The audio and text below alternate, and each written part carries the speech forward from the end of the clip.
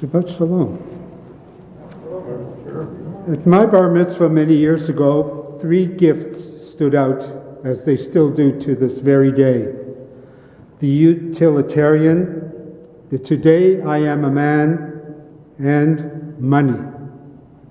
Number 1, a very fancy comb and brush set, useful in my youth, but for which I now obviously have little use.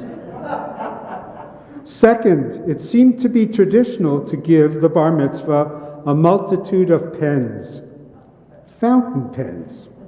It was so popular that the caterer at my simcha, with humorous wit, fabricated a beautiful torte with a chocolate fountain pen on top of it. It was inscribed in icing with obvious pride and with tongue-in-cheek, "Today I am a fountain pen." But the wisdom escaped me at the time. I had progressed from crayon to pencil to pen, from lined sheet to blank, and I cannot describe the joy that I still have in the flow of ink to pad, of thought to paper, in the cursive penmanship that is no longer taught in a virtual viral world, seemingly lacking in calligraphic and scriptural flow of words and thoughts. And lastly, monetary gifts. I cannot remember receiving any, even though I know they were given generously and passed in envelopes to my parents. I may have taken the envelopes, but it was not then the ultimate recipient. I was not the recipient of them at the time, at least so it seemed. And it didn't matter at the time. Little did I realize that indeed I would receive the benefit of these gifts directly and indirectly throughout my life. A legacy. Parashat Terumah starts off with a semantic anomaly. God tells Moses to speak to the children of Israel, "Vichu li terumah." They should take for me a donation or a gift from every person whose heart moves him. And then a good part of the remaining parsha deals with building and creating. The beginning is followed in verse 8 by the words, "V'asu li mikdash v'shachanti betocham." Build for me a sanctuary, that I may dwell among them. Them, meaning God, may dwell among the people rather than it, the sanctuary. So God is not contained with any particular physical space, but rather exists in the spaces between people and in relationships we have with each other and with God.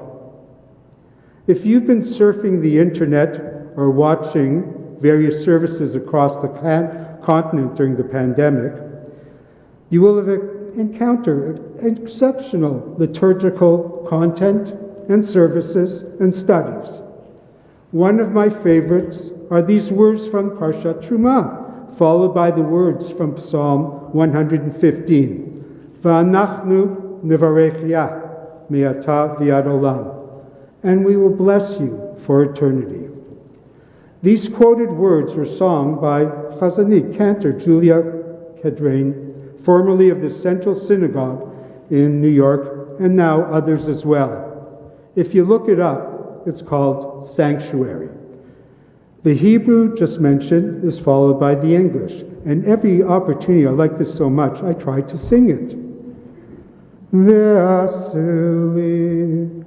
mikdash ve'shachanti ve'tocham ve'anachnu nevarech yah me'ata ve'ad olam. In the English, Lord, prepare me to be a sanctuary, pure and holy, tried and true. With thanksgiving, I'll be a living sanctuary for you.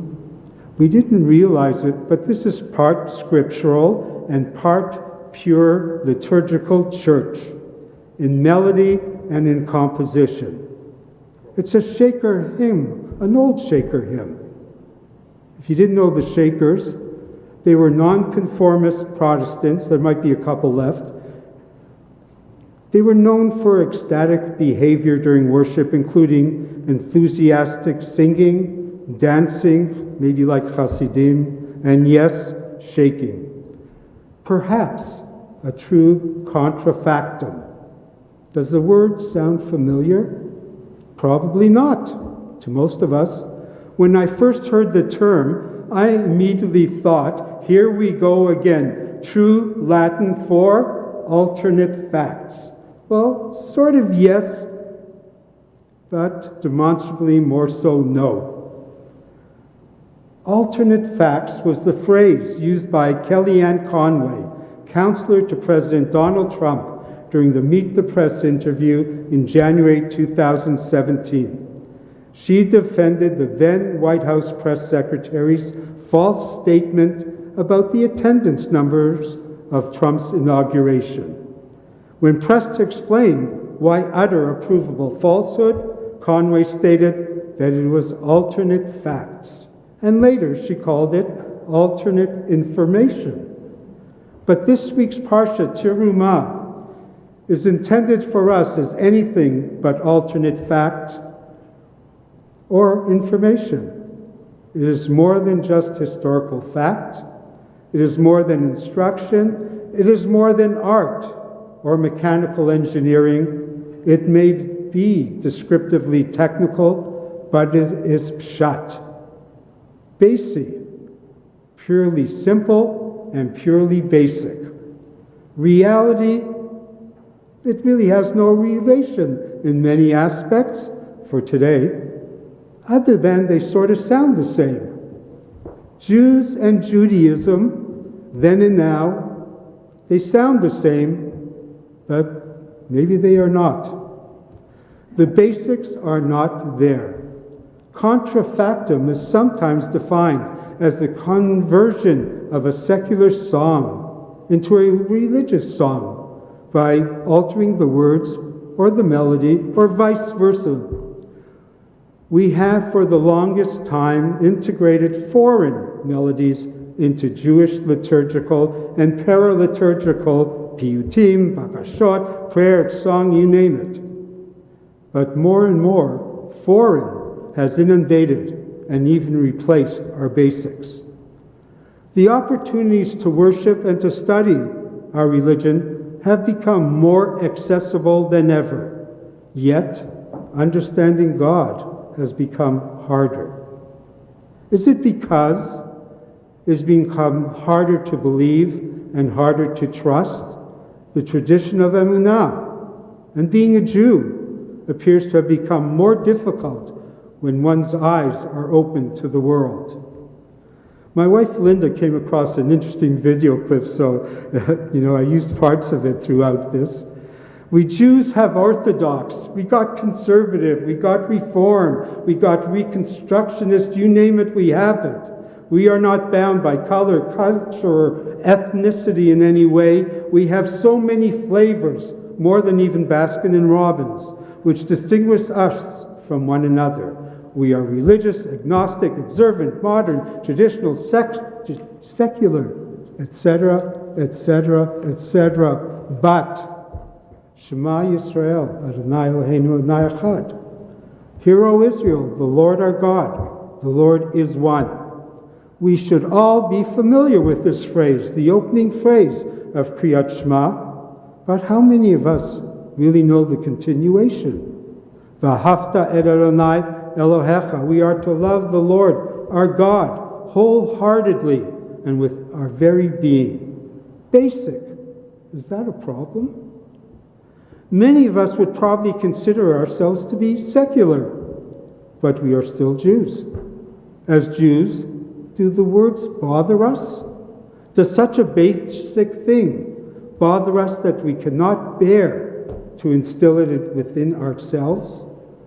Not necessarily into and by way of institutional education but into us. What is wrong with knowing ourselves, the very basics of who we were and who we are?